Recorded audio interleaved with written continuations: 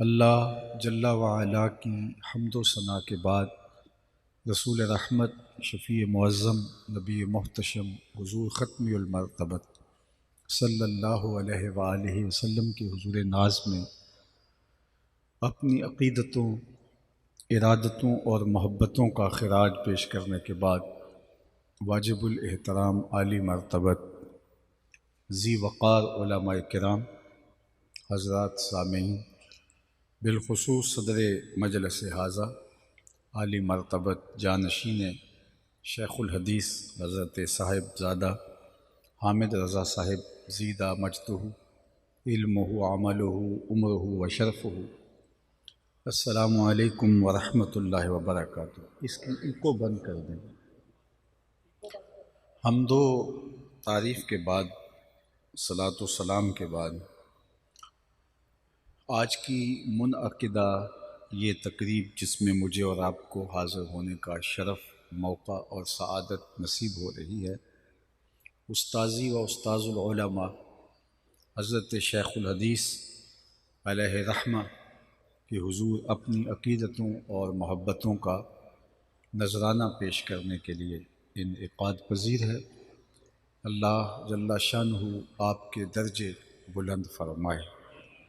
زندگی بھر دین متین کی جو خدمات سر انجام دی، اللہ انہیں اپنی بارگاہ میں شرف قبولیت نصیب فرمائے۔ ان کی یادگار دو دروازہ اور یہ جامعۃ العالم یہ رہتی دنیا تک نور بانٹتے رہیں، اور دنیا کے اوپر ان کے پھیلے ہوئے بہت سارے شاگرد جو ان کا روحانی ورثہ ہے، اس کی ترویج اور اشاعت کے ضامن ہیں، اللہ ان کے فیوز و برکات کو ان کے ذریعے سے مزید فراوان کرے، اور لمحہ لمحہ ان کی قبر کو اجالوں اور روشنیوں اور نور و نکہت سے مالا مال فرمائے۔ میں نے کتاب رحمت قرآن مجید سے جن کلمات پر مختصراً گفتگو آپ کے سامنے رکھنی ہے، وہ میرے رب کا حکم نامہ ہے۔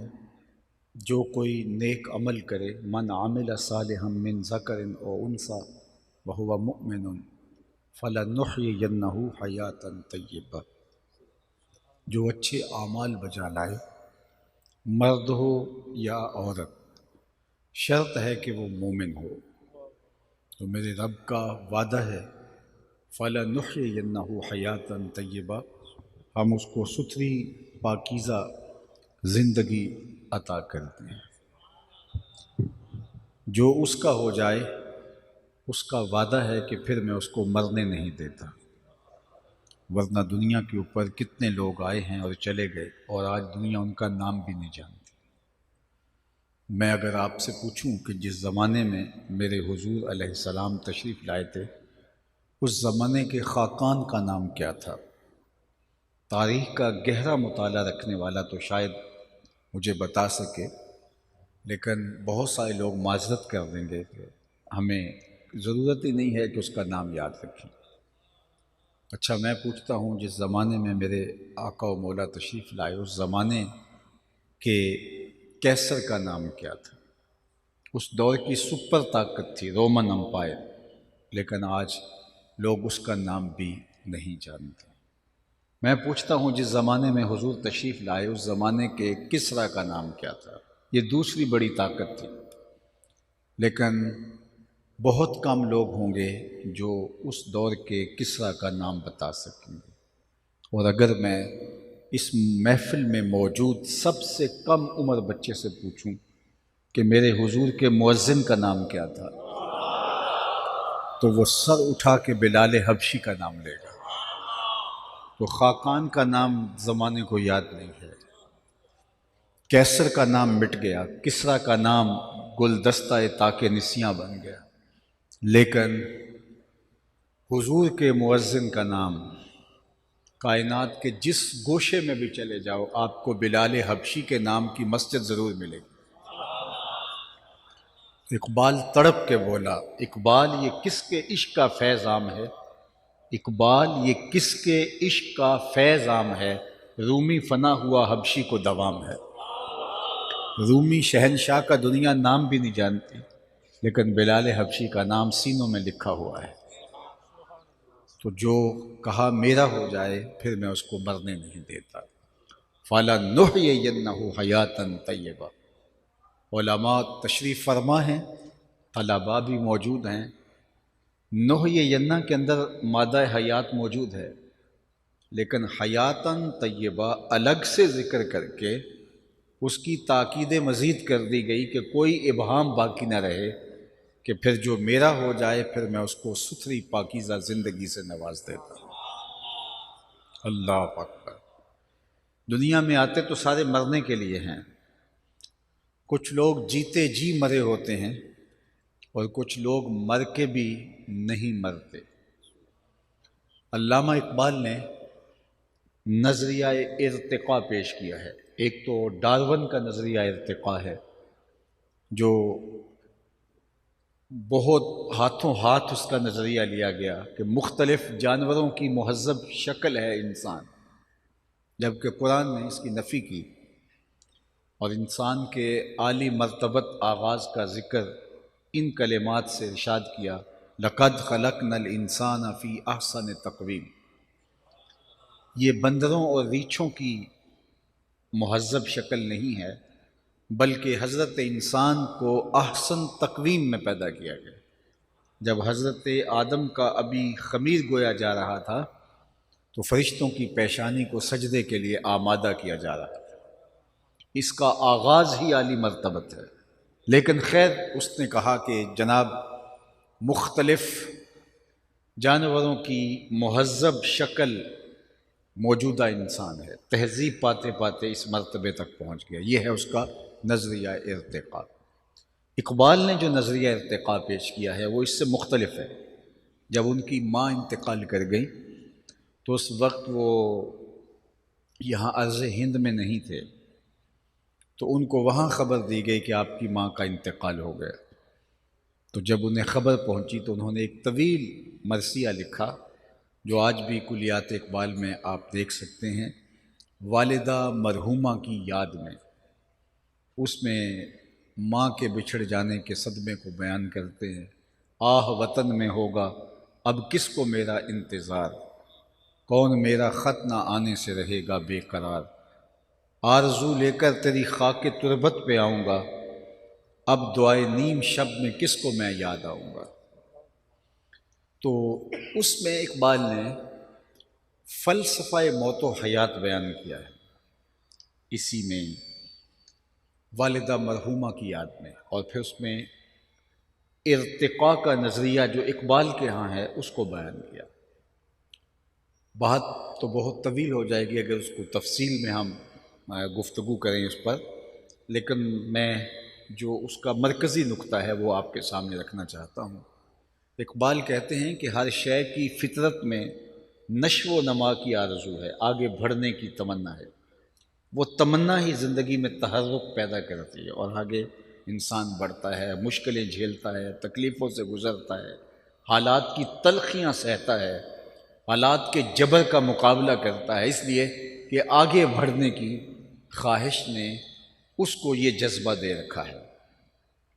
اور جب وہ آگے بڑھنے کی اس کے اندر صلاحیت ختم ہو جاتی ہے تو پھر وہ دوبارہ مرکز میں آ جاتا ہے۔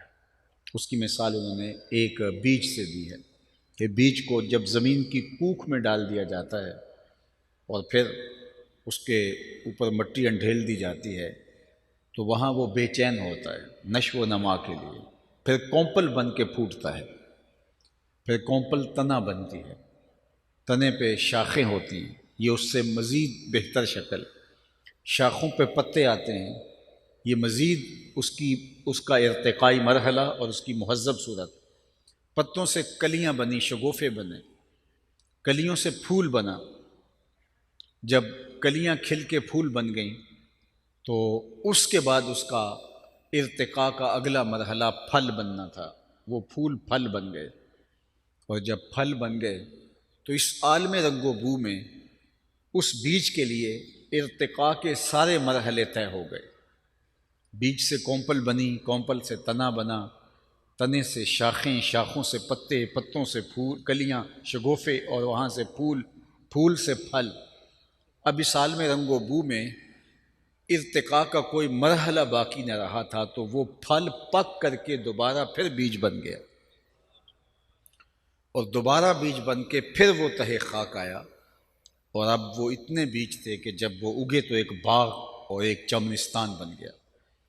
اقبال نے کہا کہ اس عالم رنگ و بو میں اللہ کے بندے کے کمالات اپنے نقطۂ عروج کو پہنچتے ہیں تو پھر وہ دوبارہ تہہ مزار آتا ہے۔ لوگوں نے سمجھا کہ وہ جو ہے وہ ختم ہو گیا، لیکن وہ تہہ مزار بن کے اپنے ارتقاء کے لیے بےتاب ہے۔ ذرا اس رنگ کو اقبال کے لہجے میں دیکھیے: فطرت ہستی شہید آرزو رہتی نہ ہو، خوب تر پیکر کی اس کو جستجو رہتی نہ ہو، موت کو سمجھا ہے غافل اختتام زندگی، یہ ہے شام زندگی صبح دوام زندگی۔ وہ نئی شکل میں نمودار ہونا چاہتا ہے اور اپنے رنگ اور آہنگ کے ساتھ جو ہے وہ اپنے فیض کو جو ہے وہ بکھیرنا چاہتا ہے، اس لیے اسے مرکد کی خاک کے اندر دوبارہ اس بیج کو جانا پڑا۔ اللہ اکبر! تو بندہ مومن جب اس دنیا کے اوپر رہتے ہوئے ارتقاء کے سارے مرحلے طے کر لیتا ہے اور آگے مزید ارتقائی منزل باقی نہیں رہتی، تو پھر وہ تہہ مزار چلا جاتا ہے۔ لوگوں نے سمجھا کہ وہ ختم ہو گیا، لیکن وہ ختم نہیں ہوا، وہ ایک نئے سفر کا آغاز کرنے جا رہا ہے۔ اب سنیے: فطرت ہستی شہید آرزو رہتی نہ ہو، خوب تر پیکر کی اس کو جستجو رہتی نہ ہو، موت کو سمجھا ہے غافل اختتام زندگی، یہ ہے شام زندگی صبح دوام زندگی، فلا نحیینہ حیاتاً طیبہ، یہ ہے وہ زندگی کہ جو اللہ ایک بندہ مومن کا مقسوم کرتا ہے۔ لوگوں نے سمجھا کہ اس کا وجود ہی مٹ گیا ہے، اس کے اجزاء بکھر گئے ہیں، اب اس کا نشان نہیں بچا، لیکن جو اپنی زندگی میں سفر ارتقاء پہ گامزن رہتے ہیں تو وہ کبھی مرا نہیں کرتے۔ ربعی بن حراش ساری زندگی ہنسے نہیں، فرماتے تھے کیا خبر میرا انجام کیا ہو۔ جلیل القدر تابعی ہیں، امام سیوطی نے لکھا، الروض الانف کے اندر امام سہیلی نے لکھا، حضرت قاضی ایاز مالکی اندلسی علیہ رحمہ نے شفا میں لکھا، اور اسی کو ابو نعیم الاصفہانی علیہ رحمہ جو 4 صدی کے مجدد بھی ہیں اور محدث بھی، انہوں نے بھی حلیہ میں لکھا کہ وہ ساری زندگی نہیں مسکرائے، وہ فرماتے تھے کیا خبر میرا انجام کیا ہوگا۔ خیر موت تو آنی تھی۔ ایک دن جب پیغام اجل آیا اور وہ آغوش موت میں اتر گئے تو ان کے بھائی کا نام تھا ربیع بن حراش، تو وہ غسال کو بلا لایا، کہا میرے بھائی کا انتقال ہو گیا ہے تو تم اسے ذرا غسل دو۔ تو غسال جب غسل دینے کے لیے داخل ہوا تو فوراً باہر پلٹ آیا، کہا اتنی جلدی؟ کہا یار تیرا بھائی بڑا عجیب ہے۔ کہا کیا ہوا؟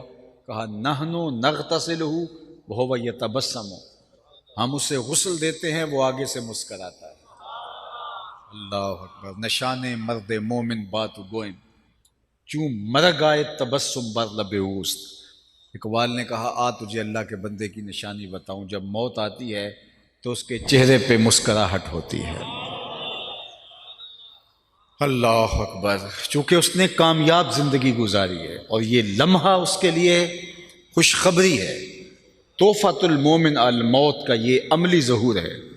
اوروں کے لیے تو موت بھیانک ہوتی ہے، لیکن جنہوں نے اپنی زندگی اللہ کے نام وقف کر دی، اس کے نام لگا دی، تو پھر یہ موت ان کے لیے ایک بھیانک منظرنامہ نہیں ہے بلکہ یہ تحفہ بن جاتی ہے۔ حضرت ابراہیم علیہ السلام کی خدمت میں اسرائیل حاضر ہوئے قبض روح کے لیے، تو پوچھا کدھر آئے ہو؟ کہا قبض روح کے لیے۔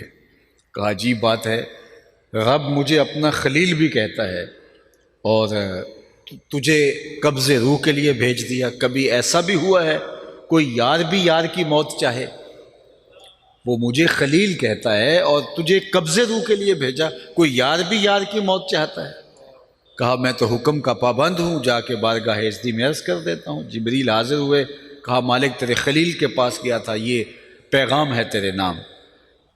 تو کہا میرے خلیل کے پاس پھر جاؤ، میرا سلام دو اور کہنا کہ کبھی ایسا بھی ہوا ہے کوئی یار یار کو بلائے اور وہ ملنے بھی نہ آئے تو روح بے چین ہوگی، کہا دیر نہ کر ابھی قبض کر دے، تو پھر موت بھیانک نہیں ہوتی، موت تحفہ بن جاتی ہے۔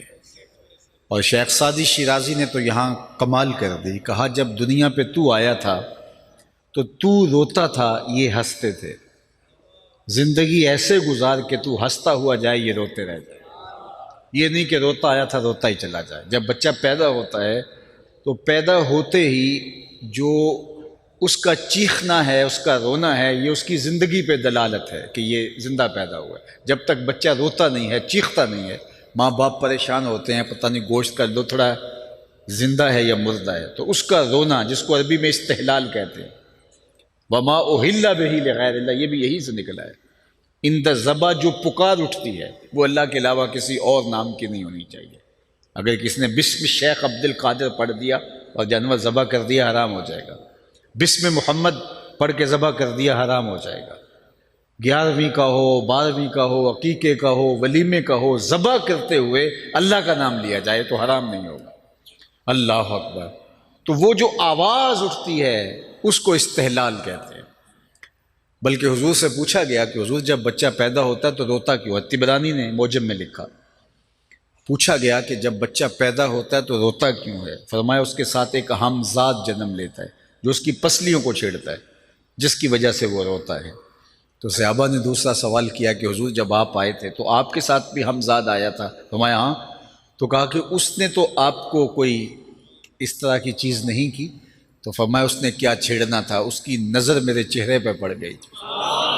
فلما رآنی اسلم، جب اس نے مجھے دیکھا اس کے لبوں پہ کلمہ جاری ہو گیا۔ جواہر البہار،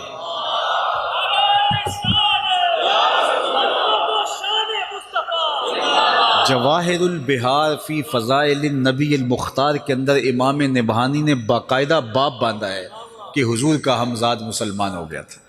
دیکھنے والے کہا کرتے ہیں اللہ اللہ، یاد آتا ہے خدا دیکھ کے صورت تیری۔ اللہ نے حضور کا جمال ایسا بنایا تھا جو دیکھتا وہ پکار اٹھتا کہ یہ اللہ کے رسول ہی ہو سکتے ہیں۔ کہا اس نے کیا چھیڑنا تھا مجھے؟ فلما رآنی اسلم، جب اس کی نظر میرے جمال نور پہ پڑی تو اس کے لبوں پہ کلمہ جاری ہو گیا۔ اللہ اکبر۔ تو وہ ہمزاد پسلیوں کو چھڑتا ہے تو بچہ روتا ہے، رونا زندگی پہ دلیل ہوتا ہے، ماں باپ خوش ہو جاتے ہیں، مبارکیں دیتے ہیں، مٹھائیاں بانٹتے ہیں۔ شیخ بولے جب تو آیا تھا تو روتا تھا اور یہ ہنستے تھے، ایسے زندگی گزارنی ہے کہ تو ہنستا ہوا جائے اور یہ روتے رہ جائے۔ اللہ اکبر۔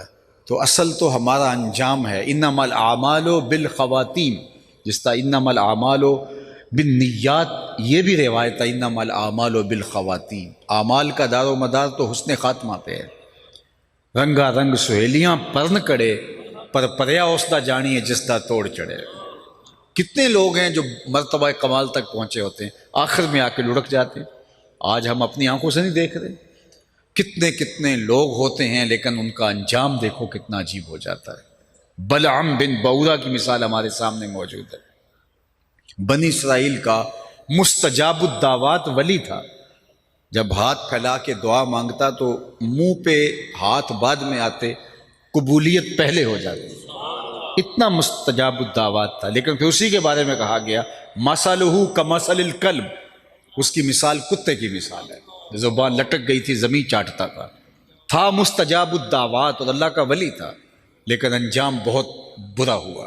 اسی لیے میاں صاحب بولے پڑھنے اتے مان کرینا تے نہ آکھی میں پڑھیا، او جبار کہار صداوے متا روڑ دے وے دودھ کڑیا۔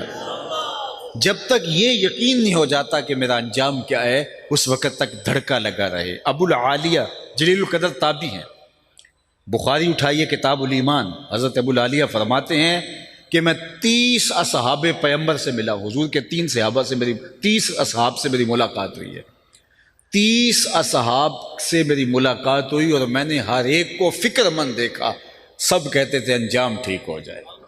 اللہ اکبر۔ آج تو ہم سمجھتے ہیں ہم بخشے ہی ہوئے ہیں، لیکن وہ جنہوں نے حضور کو دیکھا، حضور کی صحبت میں رہے، اللہ اکبر، وہ بھی ڈرتے تھے۔ جن کو حضور نے کہا بشارت دی جنت کی، وہ بھی اینٹ اٹھاتے ہیں اور پھر نیچے رکھتے ہیں، تو کہتے ہیں کاش کہ میں اینٹ ہی ہوتا۔